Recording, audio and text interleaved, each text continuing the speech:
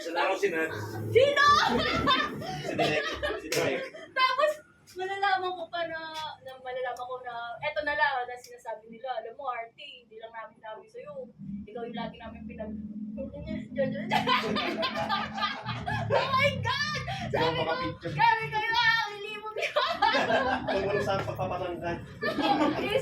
Isa daw ako sa mga nagtatanggal sa kanila, ewan ko sa mga six-footer na siguro hindi na natigilan yung pagkakaano. Ayun! Kaya sobrang thankful kasi nakatulong ako sa mga kabataan. Nalibak kayo, no? Yung PBA player. True! Ayun lang.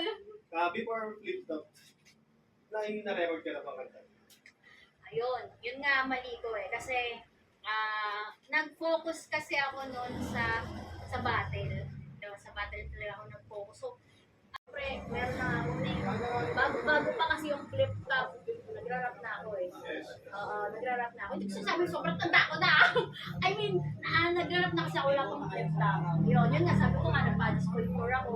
Ako yung parang countdown ng gano'n, tapos may mga tours, ako lang yata yung may TF, gano'n. Kasi dati hindi talaga uso TF. Hindi talaga uso. Kaso syempre, siguro naiya yung manager sa akin, yung babae ako eh. Syempre, kaya talaga siya. Ang hirap-hirap ko na rito noon.